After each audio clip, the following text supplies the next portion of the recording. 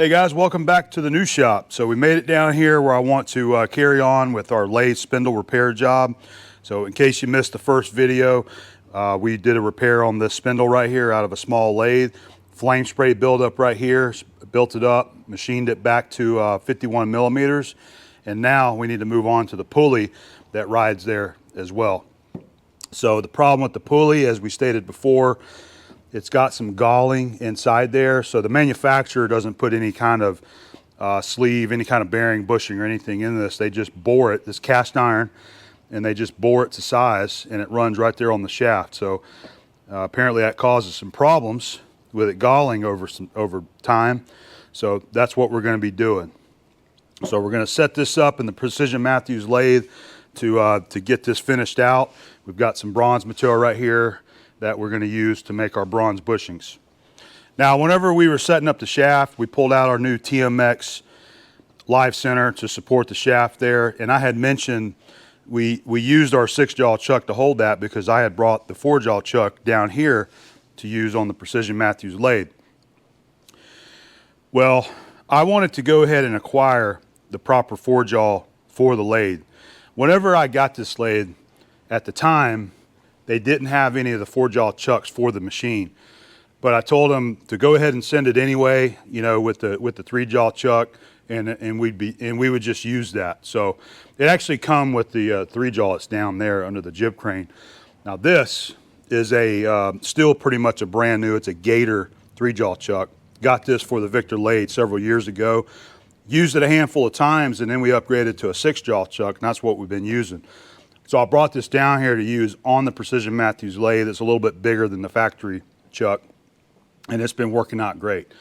But didn't have an actual 4-jaw for this machine, so I actually took the 4-jaw home back to the Victor to be able to use. But I have a new 4-jaw chuck for the Precision Matthews that I would like to pull out, get it set up, and get it mounted on the machine for this job. But before we start, we're going to go ahead and make use of the 3-jaw, and I'll show you what I'm talking about. Now, before I started filming this segment here, I went ahead and chucked this pulley in there, bumped it around, got it indicated, running nice and true as I could. But I was still getting about 2 thousandths run out on the OD of the pulley right here. Now that was chucked here on the gear. So using a self-centering chuck, I can't get the pulley to run as true as I want it to. So that's why I want to use the 4-jaw for this, so that we can chuck this thing up and indicate the OD, the face, get this running absolutely concentric whenever we go to finish our bushings, so that they're bored nice and in line and true with the OD. But to get started, I think we'll go ahead and use our 3-jaw to get both sides of it bored out. We'll use it also to hold our bronze machine and part the bushings off and get those pressed in there. And when we go to finish it is when we'll use our new 4-jaw chuck to hold this to finish out the last operation. So I'd like to get that chuck out, get it put together, and I'll show you guys that. And when we go to finish it, we'll mount it on the lathe here to finish it out. So we'll go ahead and jump on this and get started on it, okay? Well, before we get jumping on the pulley there and start making some chips, I did want to show you guys the new 4-jaw here. So brand new in the box, TMX, made in Poland. This is a 12-inch 4-jaw. Excited to have it. It's going to be a great accessory to have for the lathe there. So I just want to show you guys this. I'll pull it out later and get it all set up. I've had really good luck with all of my TMX products that I have used. Packaged nicely. They got the wood in there to support it. Here's the chuck wrench.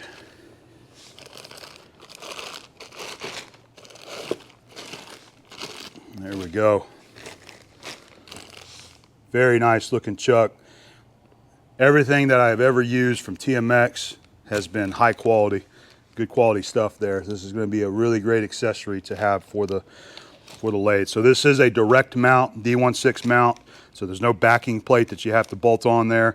I like using the direct mounts because it shortens the amount of stick out off of the spindle. So we'll have to install the studs. Let's see, there we go. Yep, there's some of the cam lock studs right there. So we'll have to get those installed. I do have a video that I put out maybe a couple months ago on how to adjust these to properly fit. You have to check that out. There's some inspection papers for it right there. So very cool, very nice. There's the other studs right there. I got to pull them out, but we'll get to this later, and we'll make use of this new 4-jaw chuck to finish out our pulley job. All right, we'll start off by chucking it on the gear. It's not going to damage the gear. I'm not going to be squeezing it too tight that it's going to disform the gear there.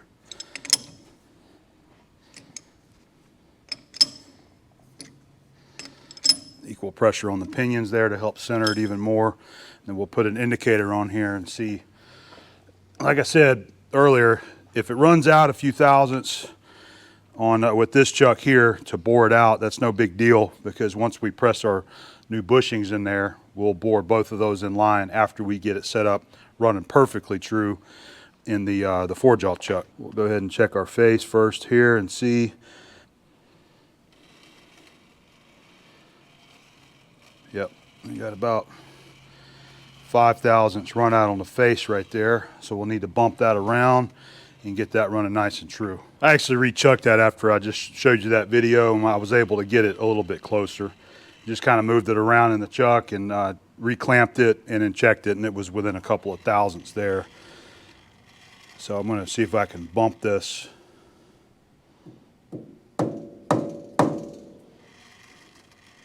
That didn't help whatsoever right there.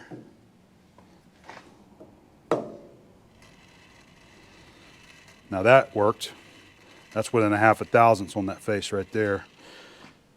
I'm going to go ahead and make sure that I got enough torque on the scroll here.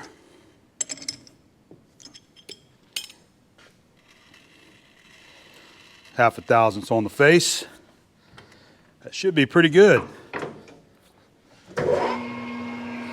Let's stand here and look at it. So looking pretty good.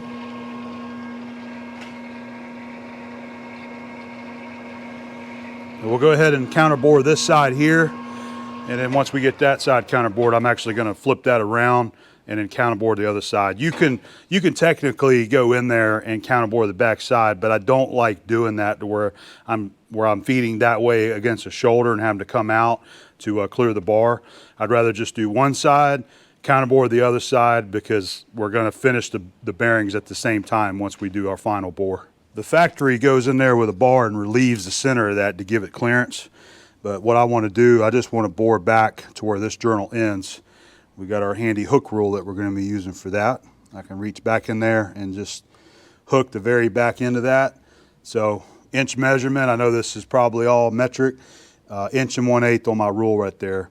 So that's the depth that we'll end up taking this journal back to, is inch and 1/8. All right, we'll get our depth set and start making our first cuts. Touch the face and set a 0 on our Z.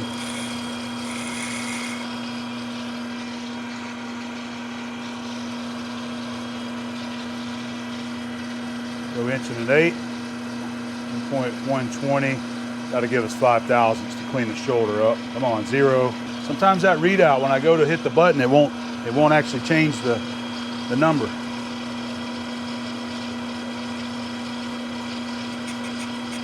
Same thing here. And you can see that, you hear that?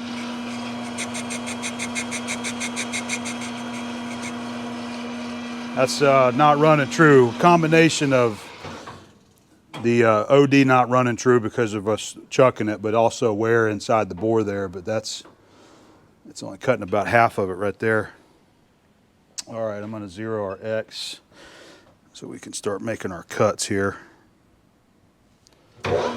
I just want to see how this is going to do. We'll start with 50 thou, but it should be able to handle 100, 125.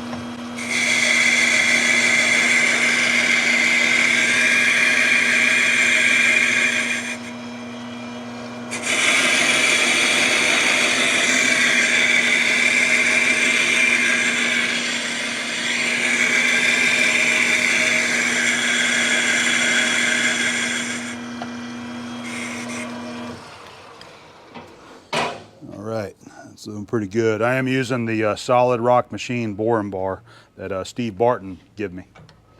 Looks like it's got a little magnetism to it actually, because it's trying to hold on to the chips.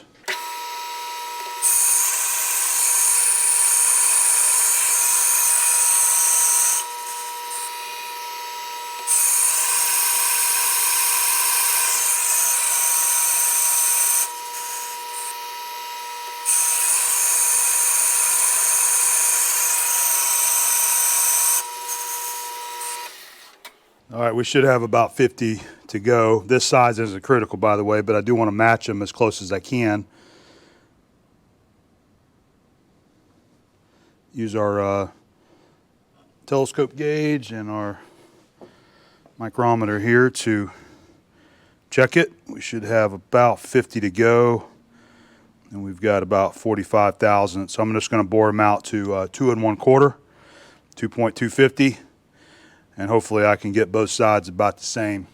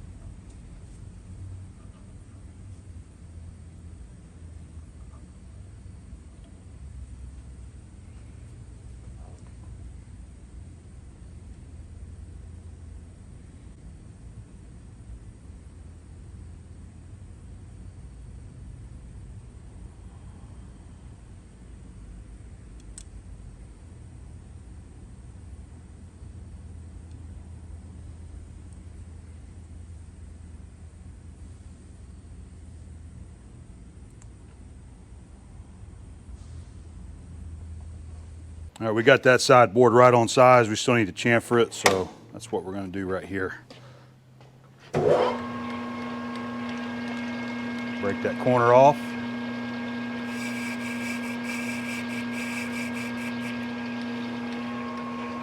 Just like that.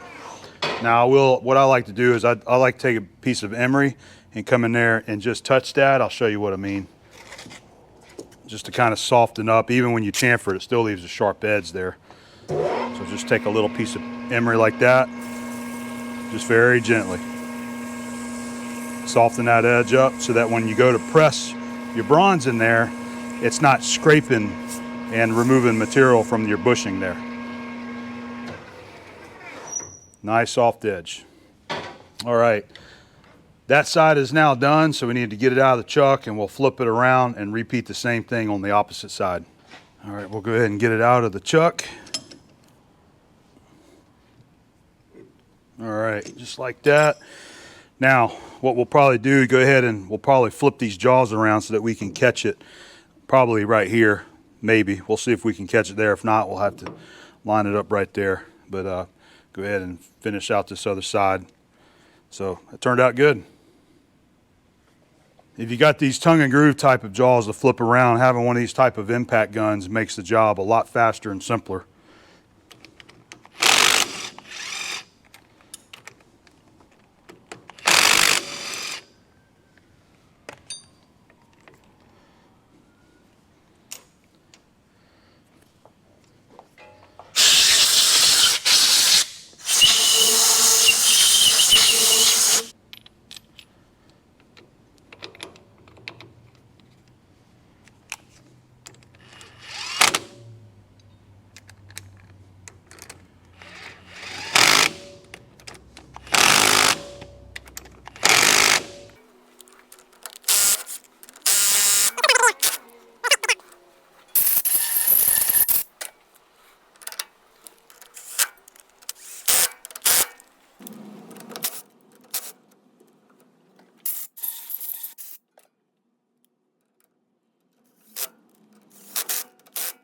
All right, I want to point out I filed these little burrs on the back there. Hopefully nothing's sticking up that's going to throw it off.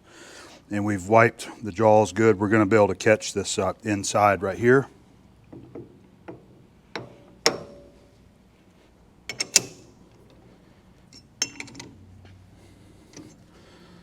That should work out pretty good. We'll put an indicator on there and see what kind of run out we're getting.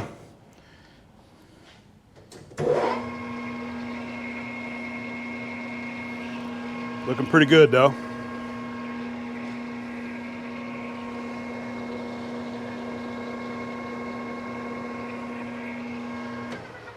So I want to point out that the inside of this V-groove here is running nice and true. It's less than a thousandths. It moves around a little bit because it's got wear. But that's running nice and straight right there. And we've got the back of the pulley bumped up nicely against all three of those jaws. And I trust that back of that face there. Whenever I put the indicator around here on the face of the gear, it's showing that it's run out about 4 thousandths. I'm assuming that they've got this gear just pressed tightly into this this V-groove, this pulley here. There's a set screw hole right here that I don't know, maybe he took out of it. Maybe that's some sort of lock that helps secure the gear in there. I don't know, but it should be pressed in there, interference. But what I was getting at was that I like where it's running right where it is. I'm not going to focus on this face right there. And whenever we go to true it up for the final bore, we'll probably just chuck on the gear with our soft jaws and make sure that the OD here and the face that we're against now is what's running absolutely true, not necessarily this face here. And then once we get these two true, that's when we'll bore it all the way through to finish out. So you can see that's looking really good right about there. And whenever I turn it on and spin it up, it looks like it's running nice and true as well.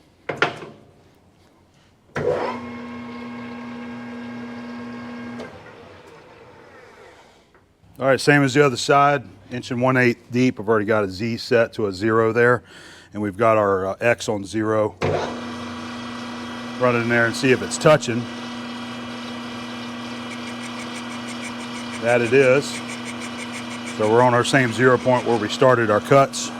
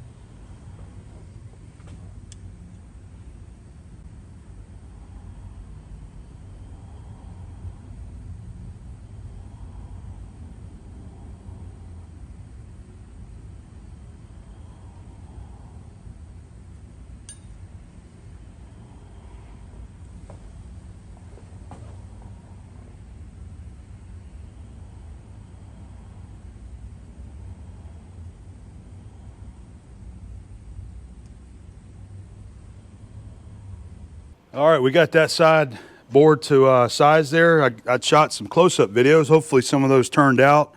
You guys can see the miking that I was doing on that. So we need to put our chamfering tool in here and go ahead and break that edge. And let's not forget that we want to soften that edge up too with our emery. All right, well that guy is now bored. It is completely bored out, so we can go ahead and remove it from the chuck, and then I'm going to flip these jaws back around the way we had them. And next phase is to get our bronze stock in there, and we'll get the OD of the bronze bored and part it off. So next phase of the build right there.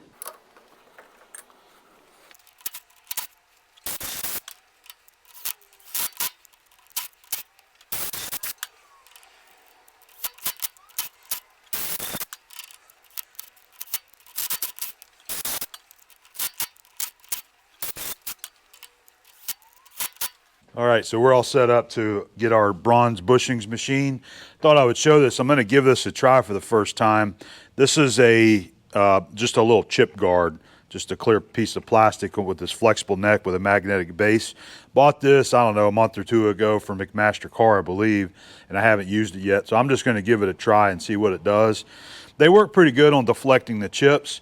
The only problem is it doesn't take a lot of use and the chips start etching the surface of these plastic guards here, and it gets to where you can't actually see through it anymore. So all they really do it eventually is they just block the chips from being slung everywhere, which is really what I want to do here. I want to see if I can get this. The flexible neck on it is pretty stout, but I want to see if I can get it to where it'll just kind of help deflect the bronze chips over here onto the lathe. So we'll give it a try and see how it does. We'll try a face cut, see if it helps there. And then I'm using a CNMGP 430 insert to machine this. Should do a pretty nice job on that bronze. Negative rake insert, but the way the insert is made, it has like positive geometry molded into the insert. So let's see, Z 2.5, maybe just over 2.5. That should get both of our bushings plus the parting blade with a little bit extra.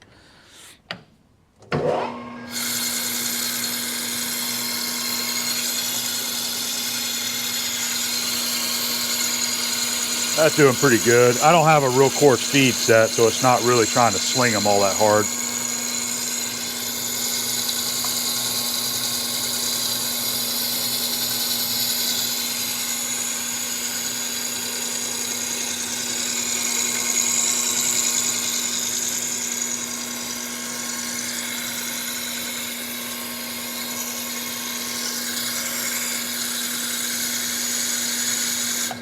All right, I got it repositioned. I think that'll work a little better. It's doing pretty good. I can already see the etching in the plastic right there from the chips. So, like I said, these don't last all really that long if you're trying to see through them, but they do work on trying to deflect the chips away from you while you're standing here running the machine.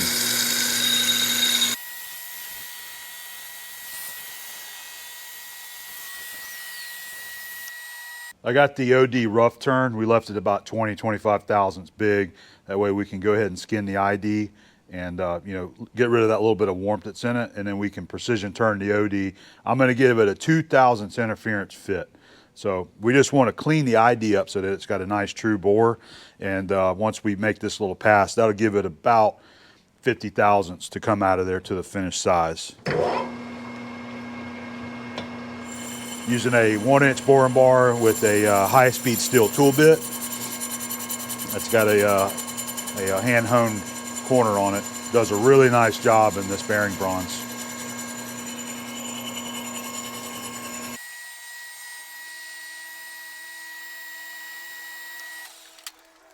Yeah, so we got about 50, a little over 50 thousandths that we can finish that bore at. All right, we're gonna go ahead and make our finished passes across the OD here. This is a 10 thousandths pass, and then we'll come back and finish it out, leave it 2 thousandths big.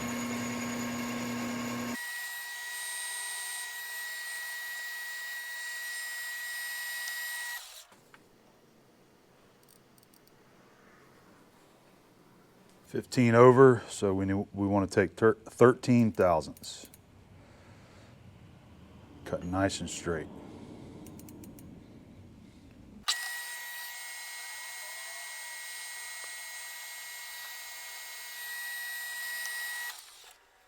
Two over, exactly. Landed on our size. Perfect.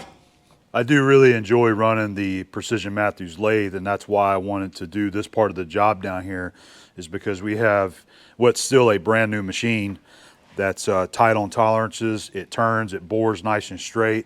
Plus I have the nice digital readout up here to use whenever I'm making these cuts. So I just wanted to, you know, kind of reiterate why I wanted to use this machine for this part of the job right here.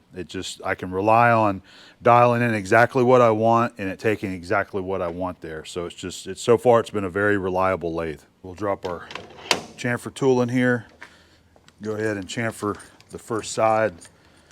This will be the side that we actually press into the pulley. Break those corners. That's all we need. Now we'll go ahead and start getting them parted off. One of the little steps that I forgot to show you guys but I did right at the end is it's always helpful if you'll take the first, I don't know, 1/16 of an inch and turn it down to the bore size. It helps the bushing to align in the hole properly whenever you go to press it in there. So I did that off camera just so you guys see that. And we're gonna go ahead and start parting it off. Just gonna use a high-speed steel parting blade. I've got it ground to the right side, so you got a lead angle on the right side, honed very nicely, and it should part that off and hopefully leave the little remaining chip on the left side of the stock there. So let me get this measured out. We'll part it off just a little wide so that once the bushings are pressed into the pulley and we set the pulley up, then we just finish that face out with it in the workpiece. Just use our rule here. We're going to part them off 1 3/16 wide because I bored them 1 1/8, so that'll give a 1/16 to face them off there. So it's easy enough just to scale that measurement just like that right there. I'm going to go ahead and set our Z on 0 so I'll know where the blade is at, and we should be ready to go there. One thing I keep forgetting to do is I need to make me a round catcher stick for doing stuff like this, but I'll use this wooden wire brush with my glove, and we should be ready to go.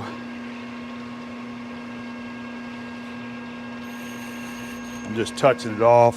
I like to sometimes come in here and verify that. It also gives you a chance to file that corner if you want. 1 3/16, but it should be good. If we need to get rid of that burr, we can just put them back in the 3-jaw and chamfer that side. So come in here and activate the power feed.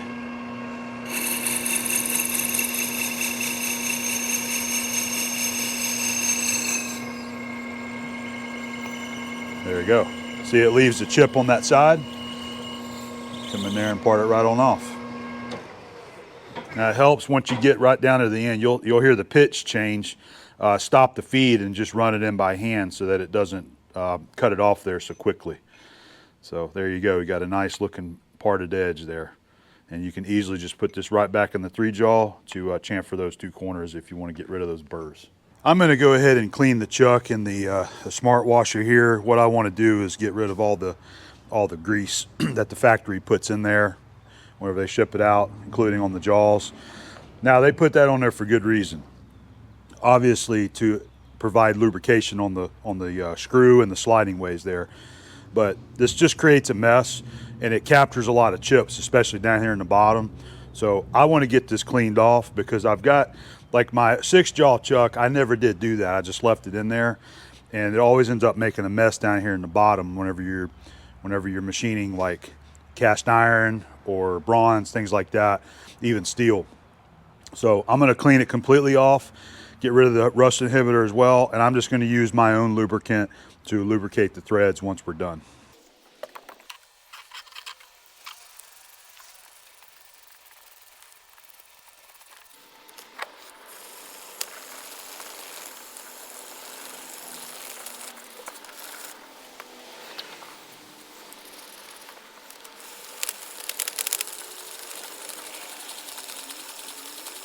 All right, we're back to the electric press. Should be a very simple op, pressing these 2 bushings in.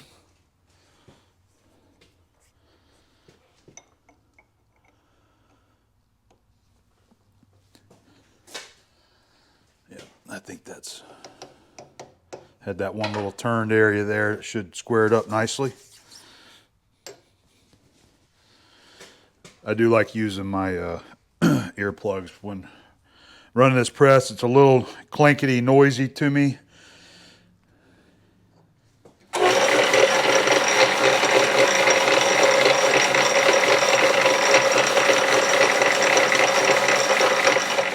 Get it down close and then center it up so that you're in the center of the screw there.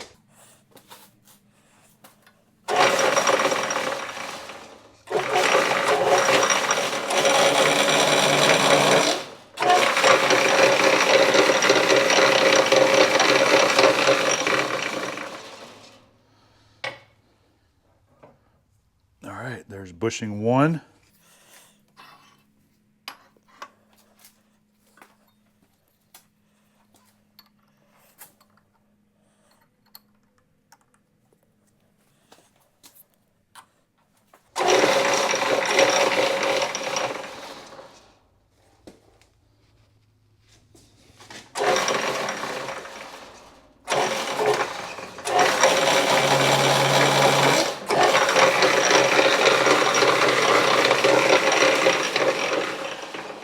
And there's bushing 2. Just like that. Simple. Now we can head back to the lathe, set this up, and get this thing finished out. All right, so we're back on the Precision Matthews lathe. We've got our new 4-jaw chuck mounted on here. Everything's looking good. You know, we got everything cleaned off. I cleaned all that factory grease off the spindles and off the chuck jaws. And what I've done is I just give everything a coating with my SP350. This works as a lubricant also. So it'll help keep it from rusting, but then there in the screws, this will help lubricate it there.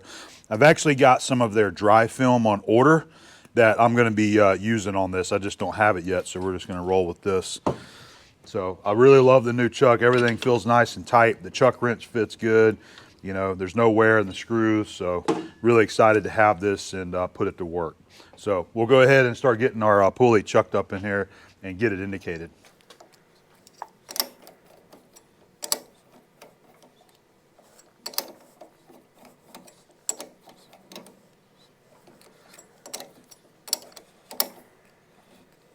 All right, we're going to chuck on the gear section right here, directly on the jaws, but don't worry, we're going to put some copper soft pads there to protect the gear.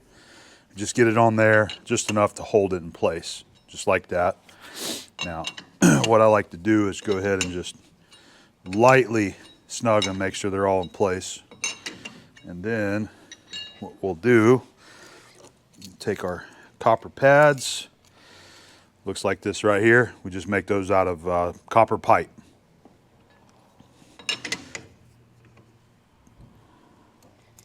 Slide them between the workpiece and the jaw. Let's put my hand there just to make sure it doesn't fall out. Slide them up in place.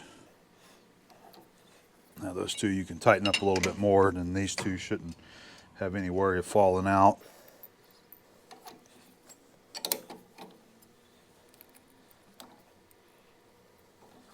All right, there we go.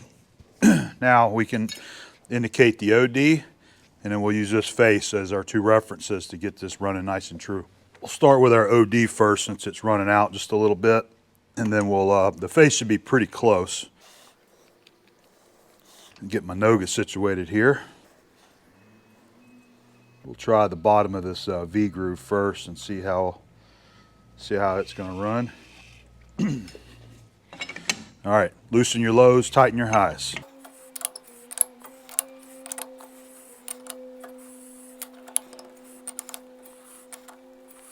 So within about 2. And that's pretty close right there. So now from here, we'll go ahead and move around to our face and start getting it bumped around nice and true as well. So when you're doing with the 4-jaw chuck, this is typical. You have to go back and forth. If you guys want to make it a little easier for yourself, you can certainly set up 2 indicators if you want. I just never bothered with it because it's just more in the way. I just move my indicator around. So there you can see we're out several thousandths, so about 10. So we'll get a soft blow and bump this face around. And also want to make sure I'm getting it running on a good spot without a bunch of dings and dents.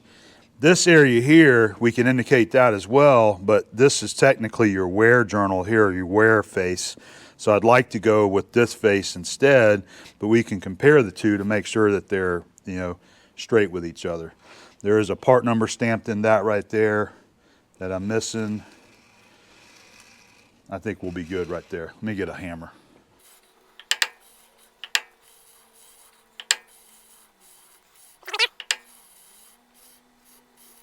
That's a 1/2 thousandths right there. Let's move it in here a little bit further. So it looks like both faces are running nice and true, so there's not excessive wear or anything on that. So that's a 1/2 thousandths on that face right there. Not bad at all. So what we can do is just come on back here to the OD. And I'm going to go down inside the bottom of the V groove there. And you can see, so we've got about 9 thousandths of run out. So this is what you do. You just keep going back and forth. I'm going to start by tightening it first. And you can see it moving that dial. You're still compressing that copper. And I'm getting it indicated in by just tightening. And I'm not over tightening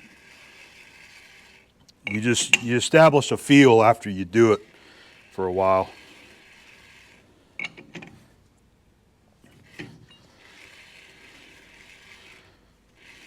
Half a thou.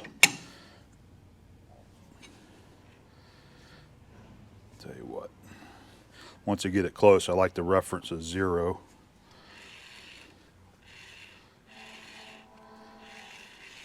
That looks pretty good there. We'll go back to our face, check it again.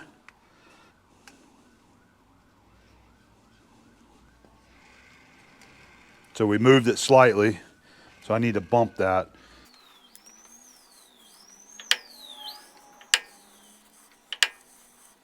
That's it right there. 1/2 thou.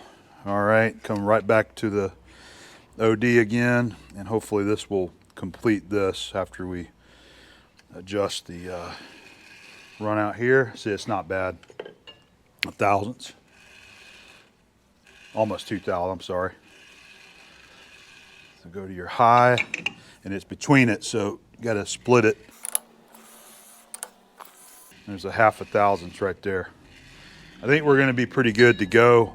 I'll double check it on the face and everything before we actually get machining on it. Okay. That's looking good right there. All right, so we got our 1-inch bar set up with the high-speed tool bit to finish this out. This should make a really nice finish in there because this is that hand ground and honed tool bit. So we've got 50 thousandths to come out. So I'll make a couple passes through there to get it really close to size, and we'll try to, hit our target spot on. All right, there's our touch off. I'm going to set a 0 on our X there so I can keep up with it on the digital readout. Let's take 20 thousandths through here to get it cleaned up.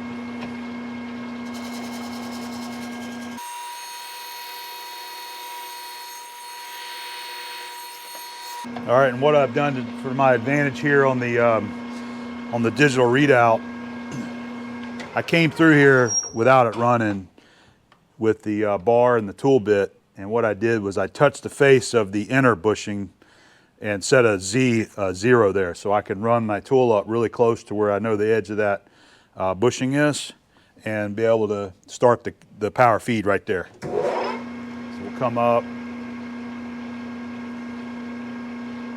Should be right in there somewhere. Yep, that's it right there.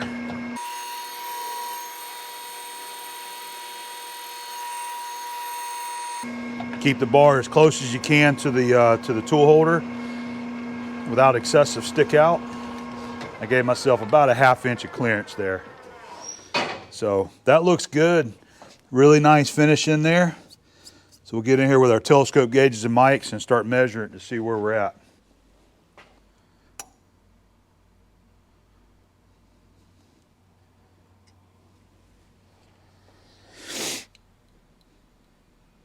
All right, we are at 950, 65, 6, 7, 8. So we're at 968. So we still got about 40 thousandths come out of that.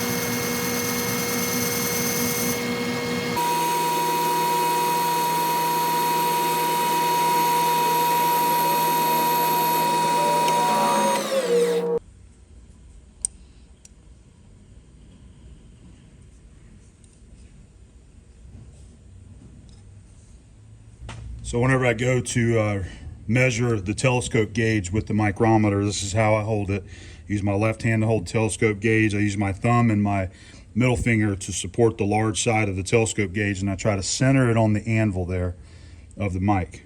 All right, try to center it up, and you want to rest it against your pointing finger, and I just rock it back and forth like that, using the pointing finger of my right hand to adjust the mic slightly, a little at a time, until you start getting that touch. Make sure it's in the center. You just want to keep rubbing it back and forth until you get the right feel, the right touch there, the way you want. You should be able to just hold the telescope gauge between the mic without it falling out, and it just fall out like that with the slightest amount of pressure. Now let's read the mic. So what I'm looking for is 2 inches, 8.5 thousandths. So we're at 2 inches, 8 thousandths, because we're past the 8. And if we roll around here to our tenths, let's see where we fell. 8 tenths is what I would call that. 8 thousandths and 8 tenths. It's not quite on the 7, and it's not quite on the 9. 8 tenths. All right, let's give our shaft a check in our bore there. See how it feels. Try not to dent it or scratch it with the other journals there.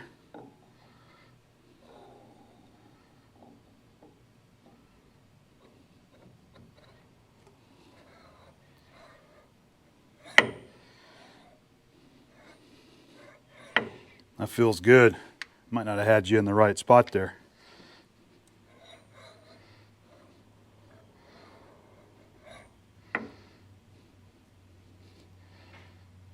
It feels good.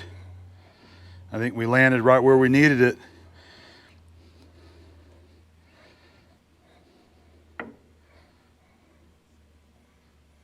Yep.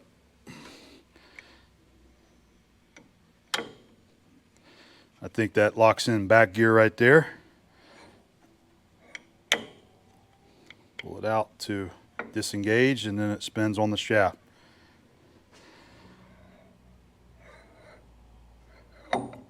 I think we did good right there.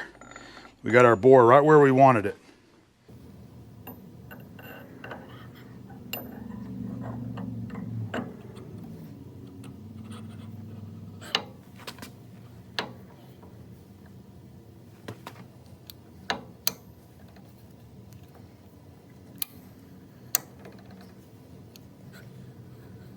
All right, so we got our bore finished up with the exception of our oil grooves. We're gonna do that in a minute. So we need to face this little bit of extra bronze sticking out off, put a chamfer in, and then we'll do another tool bit for our oil groove. Once we do this side right here, I've still got to take it out and flip it around because we need to face the other side of the bushing there as well and chamfer it. So we're just gonna do one side at a time.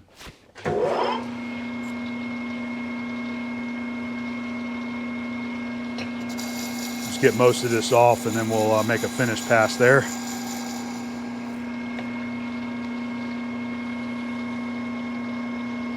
I don't want to change the distance of where the pulley sits by cutting this off right here, because this is only raised up somewhere between 5 and 10 thousandths. So I'm going to leave this alone, but we're going to touch it just to machine the bushing off right there.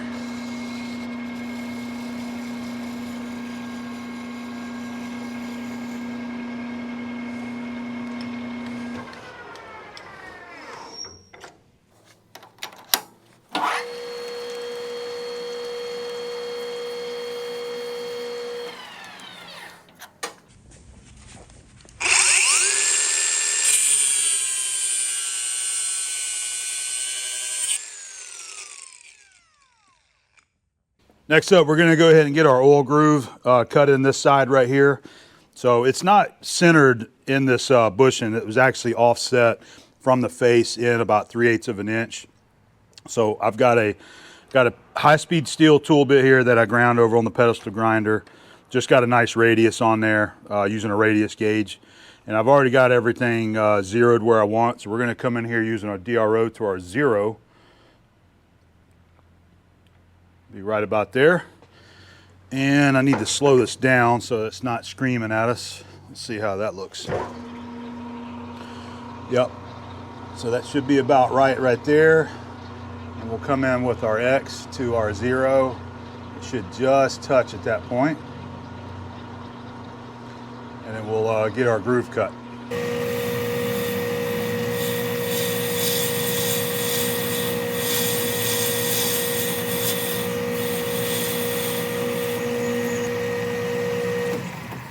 All right, we've got our radial groove machine in there, so now we need to make a linear groove in there. So we're going to flip our tool around. Now I've got a little machinist level here on the jaw, because what I'd like to do is cut 2 of them 180 degrees out. So it's the easiest way to do it is just use your jaw as your reference. So we need to take our tool bit and actually turn it on its side. So we're going to rotate it 90 degrees. Pull it out and rotate it 90 degrees so our cutting edge is going to be facing that direction. Actually, I'm going to do this differently. I'm going to do it on the back side there so that we can see it a little bit easier, or I can see it. So we're going to put it in that way, just like that. I've got the E-stop off the lathe, so I can't accidentally turn this thing on while we're doing this. But we're going to come in there with our tool, and we're just going to use the carriage here and hand crank it, like hand broaching the groove in the bushing there.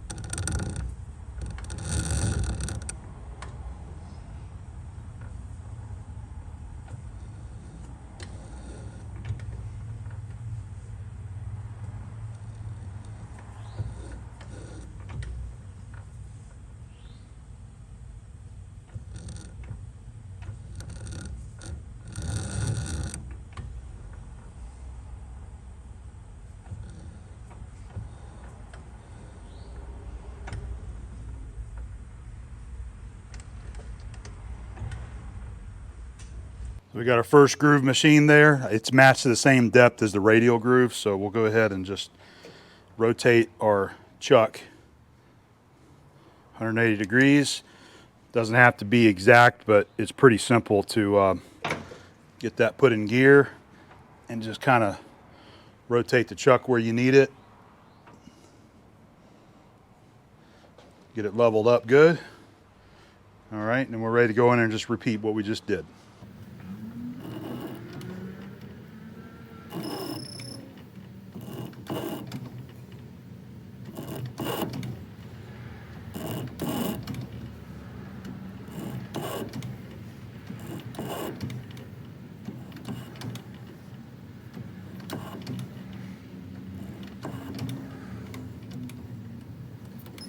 You know, I was getting ready to take this thing out and flip it around, and I'm just been standing here looking at it.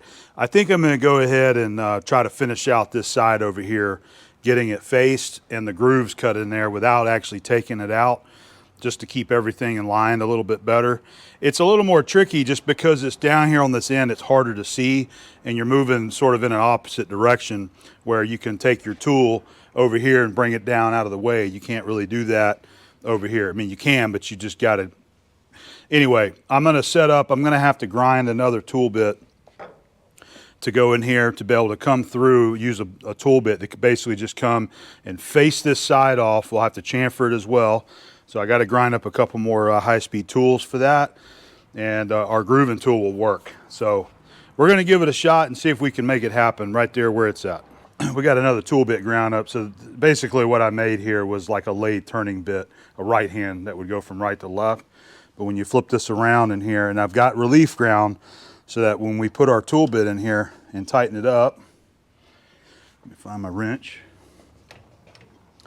we can come in here to this opposite face and just use the side of the tool bit there to face that back. All right, so this is going to be a lot more difficult to actually show you what I'm doing. So I think since you saw this side, I think I'm just going to set the camera up so you guys can just see me work the lathe, getting this back done right there. So let's go ahead and jump on that and get it done.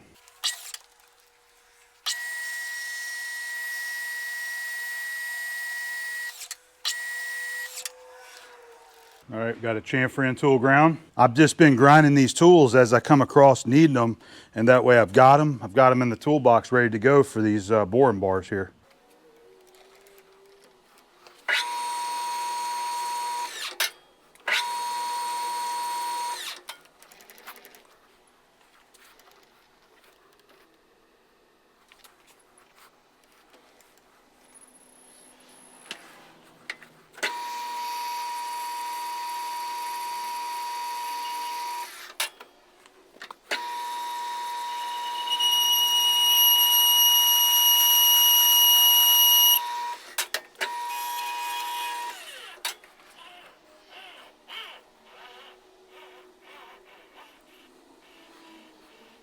All right, what you're seeing me do here is because I've got chatter, because I've got the bar stuck out there longer than I really need to, but in order to reach the back side, that last little bit, we got chatter in the face of that groove. So I'm turning this by hand at a very slow rate, feeding this in 1/2000th at a time, and that helps cut the chatter out of the finish there. So it's a good little trick if you're getting chatter with a cut, especially a wide cut there, just go really slow like this by hand. If you go real slow, it should cut that little bit of chatter out of the finish. So I can just barely see the groove where I'm at, and that looks good. I'm only a couple thousandths deeper. I went a 16th deep on the DRO. Same thing on this side right there. So it looks good. I'm gonna go ahead and back out. We're at 63.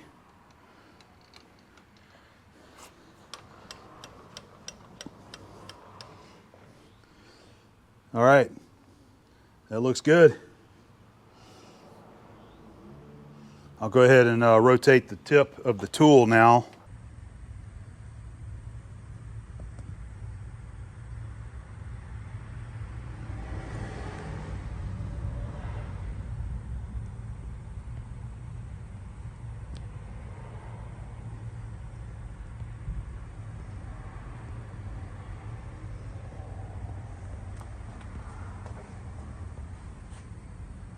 I'm gonna go ahead and check the shaft again just to make sure I don't have any like rolled up edges from the groove cutting causing it to not go through there.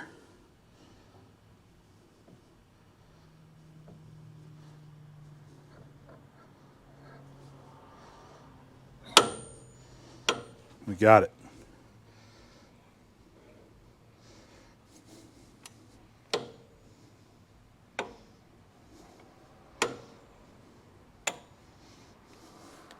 All right, well, guys, this is about finished up. Really all we got left to do is take it out of the lathe and wrap everything up.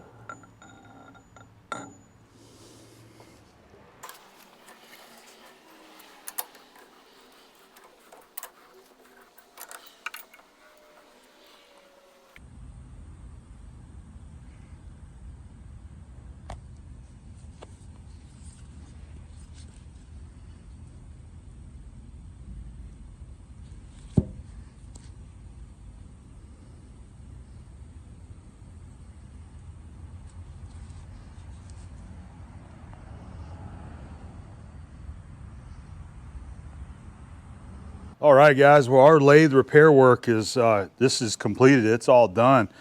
I think everything turned out great, and this was a good project to share with you guys. You know, it was a good shop project, a good job, you know, helping somebody out, getting their parts fixed that they needed to have repaired so they could get their lathe back in operation.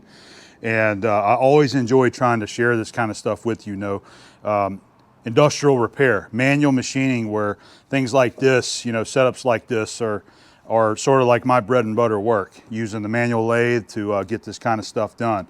I think our spray weld turned out excellent on the spindle here, and I think it's going to provide a really good repair solution for Steven so he can get his lathe back in operation.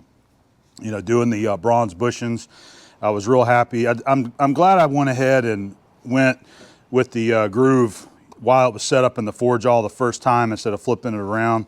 You know, it was some more good content there to share with you guys on how to get this kind of stuff done. You know, that's why it's important. If you're going to do this kind of work, if you're going to do one-off stuff, job shop, it's good to have a wide assortment of cutting tools, boring bars, tool bits, all that kind of stuff that you're going to need so that you can do things like this. So since I'm setting up this shop basically from the ground up, I'm trying to acquire all the tooling that I need. I've got all the tooling I need for the most part at my home shop, but I don't want to bring every bit of that here because then I'm only going to have it in one place. So I try to bring duplicates here, and the things that I don't have, if I really need it, I order it and buy it and get it in and, you know, gather up tool bits. So all the tools that I've been making for doing jobs like this, and even some of the other ones I've already done, is tool bits that I don't have here yet because I need. So I just take the opportunity when I need to do a job like this, grind the tool bit, and then we have it in the toolbox ready for future jobs there. And I don't have to grind a tool bit at that point, except for maybe sharpening it, honing it. So anyway, some more stuff to keep in mind. But anyway, that's going to be about it right here. I did want to go ahead and let's see if we can fit these two pieces together gently without scratching them up so that you can see the entire assembly kind of back together. This is such a close fit that it's tricky to get it started without getting it crooked. Come on. There we go. There we go. All right. So there's that. And then we have, this is a collar that obviously is going to go here. You can see the dimple where the set screw has dug into the shaft there. And we'll just tighten that up, just finger tight. So this is how it looks when it's in the machine there. Wholesale tool lathe, I believe it was a TD-4 is the model that this goes to. This is where your chuck screws on right there. So that's it. I hope you guys enjoyed watching this project. I was happy to get it done for Steven. I thought it was a good repair, provided some good content to share with you guys here on the channel. So we're gonna get this oiled down, wrapped up, and get it mailed back out to Steven. I hope you guys enjoyed both videos on this project, and we've got plenty more to do. So I hope to see you again here on the channel.